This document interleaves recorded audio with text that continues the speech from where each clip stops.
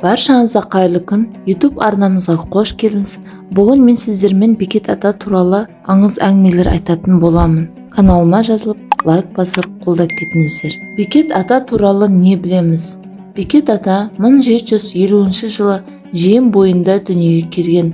Тұлғаның туған жолына қатысты бірнеше болжам бар. Әулие Маңғыстаудан Хиуадағы сол кездегі діни ең жоғарғы оқу орны медресеге барып, Пақыржан ғұламадан дәріс алып батасы дарыған. Пақыржан ғұлама Қожа Ахмет Яссауи жолын ұсынған сопылық ілімін меңгерген тұлға болған. Бекет Мырзағұлұлы Шерғазы хан медресесінде түркімен, өзбек, қарақалпақ зиялыларымен бірге оқыған. Бекет ата сол кезде елдің келешегі үшін әр тұстан мешіттер салды. Мұндай игі ісі ел іргесінен бекем ету үшін жасалған еді. Бекет ата жас кезінде жауынгер болған деп те айтылады. Тарихқа көз жүгіртсек, көшпелі халықтар арасында жер үшін жиі күрес болғаны мәлім. Ешбір ел өз жерін өзгеге оңайлықпен бергісі келмейді. Ол кездерде әрбір ер азаматтың қару-жарақ асынуы қалыпты жағдай. Бекет атаның бойындағы 4 қасиеті қандай? Бірінші, елдің еркіндігі жолында жауларға қарсы күреске белсене араласқан батыр. Екінші, ғылымның қиын жолымен жүріп өтіп, балаларды білім нәрімен сусындатқан ағартушы. Үшінші, ежелгі дәстүр бойынша елді мекендерге мешіттер мен медреселерге арнап ғимараттар салған сәулетші. Төртінші, мүсәпірлер мен ауруларға қол ұшын берген ерекше дарынды азамат және аса маңызды оқиғаларды болжай білетін сәулеге деп айтуға болады. Бекет атаның қасиеті жайлы былай жазылған. Бір жауынгершілікте жалғыз ұл мен келіннен айырылып, емшекті кішкентай сәби немересіне сүт тауып бере алмай, зар илеп отырған күйеуананы көріп, ет жүрегі езілген әулие дұға оқып, таман астында өрісті арқанның тушасын алдырып, нәрестені соның бауырына салады. Сол арқар бала қашан емшектен шыққанша күн сайын келіп, оны емізіп тұрған екен. Бекет атаның баласыға бала беретін, панасызға пана болатын қасиеті болған. Қазақ халқында жыланды әруақпен байланыстыратын наным сенім бұрыннан бар.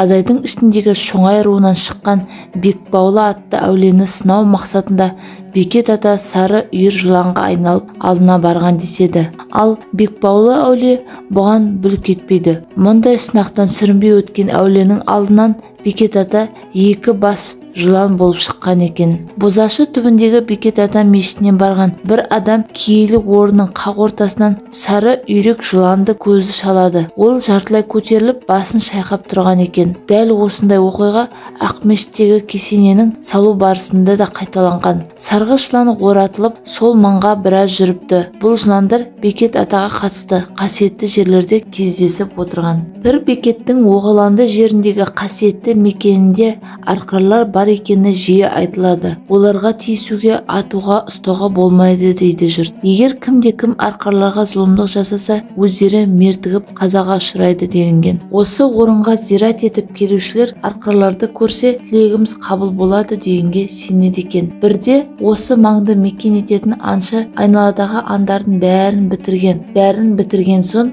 Оғыландағы арқарларға көз тігеді. Мылтығымен жайылып жүрген бір арқарды көздеп енді атпақ болғанда мүлде басылмай қалады. Екінші рет оғы айдалаға ұшады. Аңшы өзі ісінің қызығына кіріп кетіп, Бекет атаның осылай ескерткеніне мән бермейді. Үшінші атқанда оғы өзінің оң көзіне тиіп ағып түседі. Қатты ызаланған аңшы ата аруағын балағаттап ауыр сөздер айтады. Ақыры қайтар жолда тегіс жерден сүрініп, аяғын сындырып, мүгедек болып қалыпты. Сауран айналып батысқа қарай қозғалған заманда Адай, Табын, Әлім ауылдары әуелгі кездері көп уақыт Арал маңында бірге отырыпты. Бекет атаның 4 мешітінің әуелгісі Арал маңындағы Баялы мешіт екен. Сонда ауыл балаларына дәріс беріп, ұстаздық жолын бастаған көрінеді. Кіші жүз батырлары бірігіп, шамамен 1780 жылдары Шаған бойындағы қалмақтарға аттанады.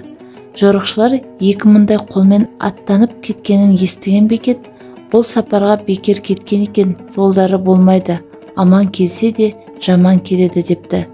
Қазақ ауылдарында атқа мінген адамдардың көбі сол жорыққа аттанып кеткенін естіген түркмендер 300 жасақпен келіп бейғам отырған қазақ ауылдарын шауып, қарайған малды алдарына салып айдап кетіпті. Барымтаға кеткен малды артынан қуып барып айырып алып қалуға тәуекел етер азаматтардың шыға қоймаған көрген қазақ ауылдары не істерін білмей отырғанда, Бекет түркмендерді артынан қуып барып малды айырып қалайық деп елге хабар салыпты. Әр ауылдан 1-2-ден қолдарына қару ұстауға жарайтын 40 жігіттің ғана басы құралыпты. Үлкен шалдар Бекетке 300 қарулы жасаққа 40 адам не істей аласыңдар? Босқа қырылып өлесіңдер ғой. Бастан құлақ садаққа, артынан қумай-ақ қойыңдар деген екен. Сонда Бекет, Алла жәрдем берсе кеткен малды қайтарып әкелеміз деп жинаған 40 жігітті бастап жау ізімен қуа шығыпты. Бір күн бір түн тынбастан шауып, ертесіне бір биік жалдың басына шыға келсе, ойда сірескен қалың тұман арасынан айдалған түйе, жылқы, қой, ешкі солардың жан-жағынан иіре қамап тұрған түркмендерді көріпті. Бекет жолдастарына, араларында 40-50 қадамнан тастап ұрандата айқайлап, жауға үрей сала шабындар, адам өлтірмендер, тек қана 4-5 тұтқын алуға рұқсат, қашқан жаудың соңына қумаңдар депті де, өзі астындағы ақбоз атына қамшы алысырып ұрандатып жауға шабады. Жолдастары да ұранға қосыла жер дүниені жаңғырықтата жауға ұмтылғанда, түркмендер малды тастай қашыпты. Артына мініп үлгере алмаған 4-5 түркменді қолға түсіріп, қашқан жауды өкшелей біраз жерге қуып тастаған. Адай жігіттері шашауы шақпаған малды алдарына салып айдап елге оралыпты. Бұлар бір жерге келіп тоқтап, малдарды иіріп тастап, өздері тамақ пісіріп ауқаттанып біраз тыныстайды. Қолға түскендердің біреуі өздерінің қоршаған 40 жігітті көріп таңғалып, жасақтың қалғаны қайда деп сұрапты. Бір мақтаншақтау жігіт, «Ей, шақшабас, сендердің зәрелеріңді алып қашырған осы 40 жігіт қой, қалғаны кім деп айтып отырсың? Көздеріңе қос көрінген болар» депті. Сонда әлгі түркімен, «Өтіріктің де келісі болушы еді. Сендер тым қисынсыз өтірік айтады екенсіңдер. Ана отырған ақбоз атты кісінің оң қанатында 1000 кісі, сол қанатында 1000 кісі атой салып ұмтылғанда есіміз шыға қаштық қой. Шынында 2000-ға 300 адам не істей алады? Біз сасқанымыздан атымызға мінуімізге әліміз келмей қолға түсіп, пенде болдық емес пе дегенде, жігіттердің бәрі Бекетке қарасыпты.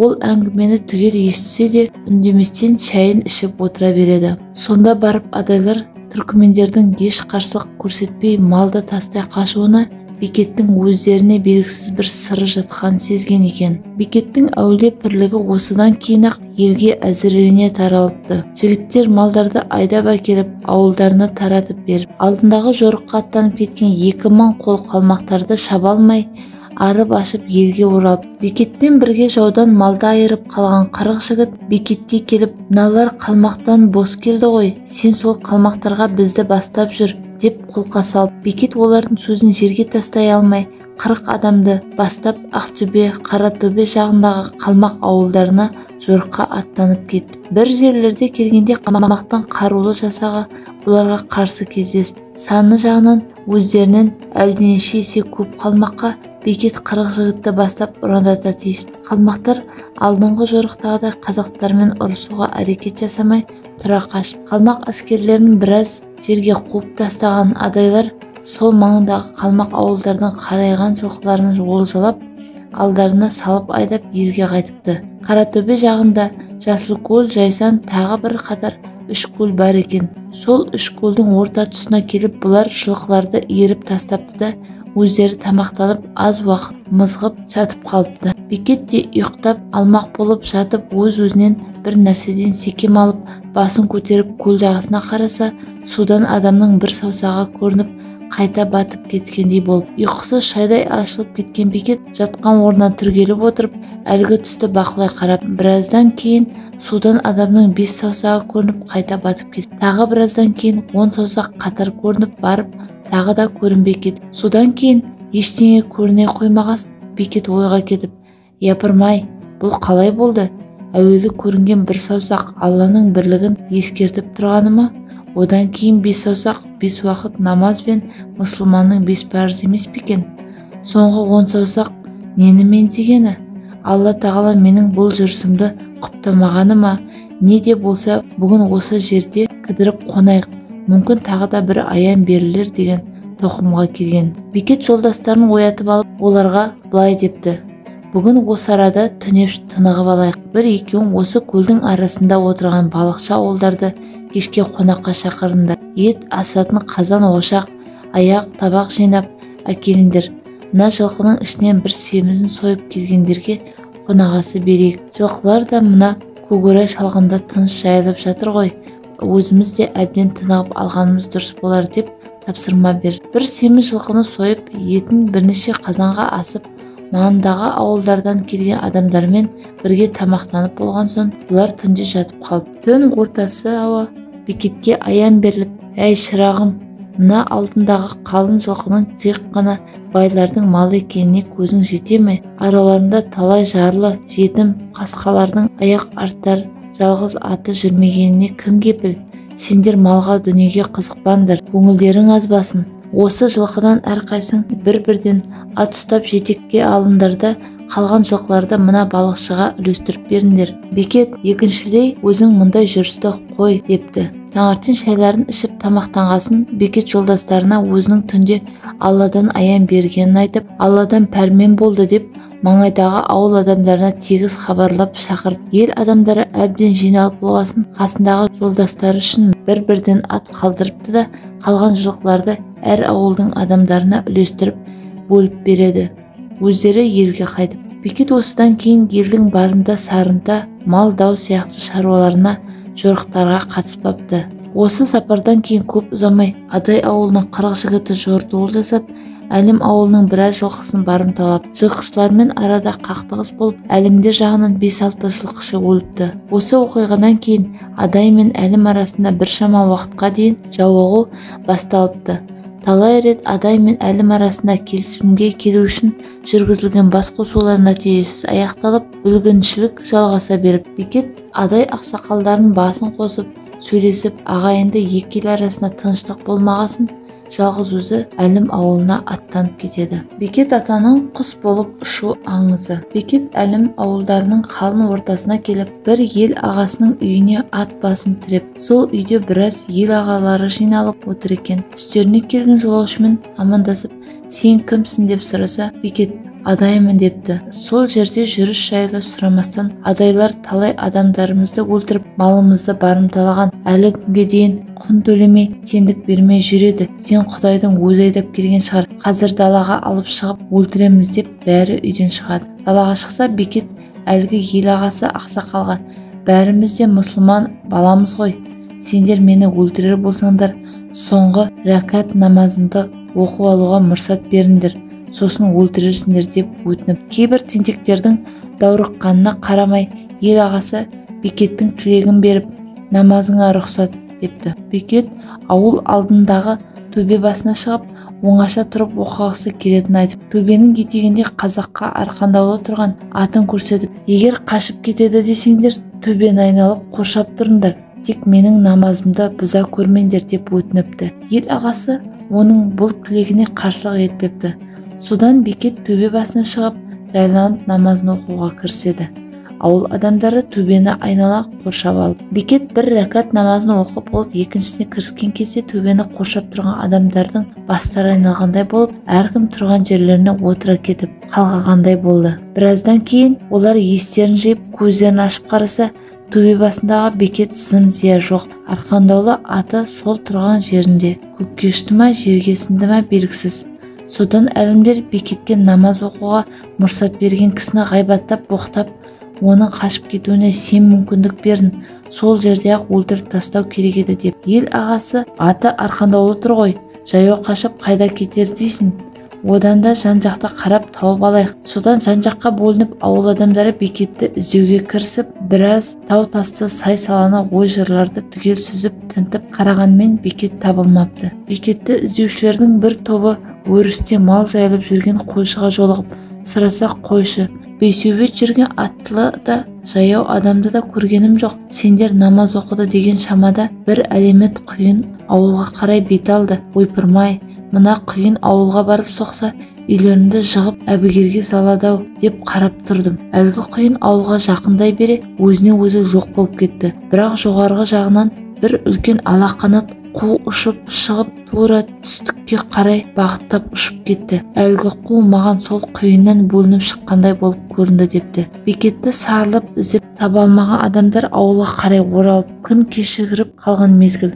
Жаяу адам мұнша ұзап кетуі мүмкін емес. Бұған айран-асыр болып әңгімелері сан-саққа жүгіріп жатқан адамдарға ел ағасы, ана арқандаулы тұрған атыңа барайық деп Бекеттің қазықтаулы атына келіп, арқан байланған қазықты жерден суырып алса, қазық сом алтыннан соғылған екен.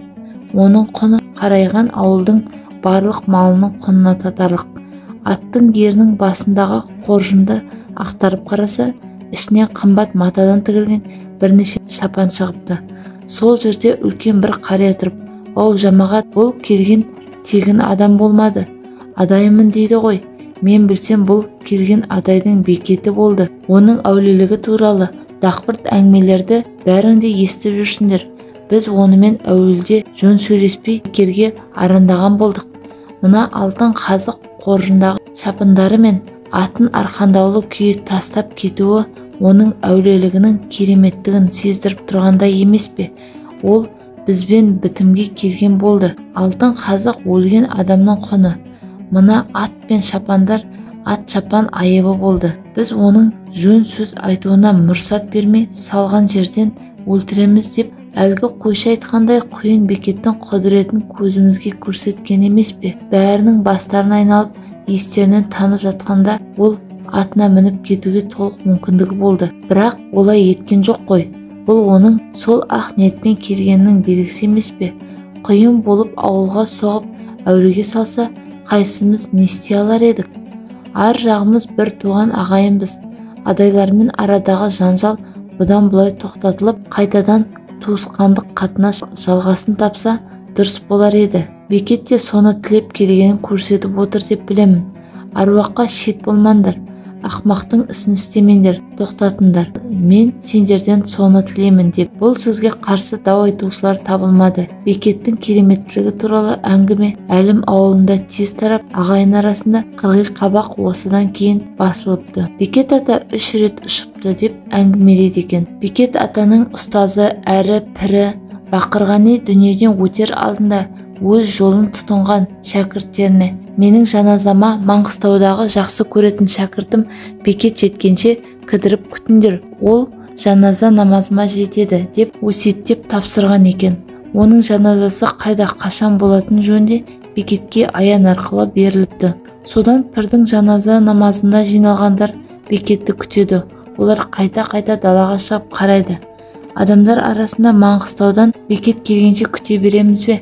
Мүмкін ол келмес, қарайған жерден жаяулап, жалпылап, қашан келетіні белгісіз ғой десіп, күткісі келмеген күңкіл сөздер көбейе түсіпті. Бірақ пірдің аманатын орындаушылар оларды сабырға шақырып, бір кезде даладан бір жігіт үйге кіріп келеді. Батыс жақтан бір алып қара қыз ұшып келе жатыр деп хабар беріп. Адамдар дүркірей далаға шықса, анандай жерде жаяулап Бекет келе жатыр екен. Бекет жеткесін пірдің намазы оқылып жерленіп, бұл Бекет атаның ел есінде сақталып қалған ең алғашқы ұшуы екен. Екінші ретте оның әлімдер өлтіреміз деген намаз оқуға рұқсат алып, одан құйын болып аспанға көтеріліп, алақанат қу болып құтылып кетуі жөнінде жоғарыда айтып өттім.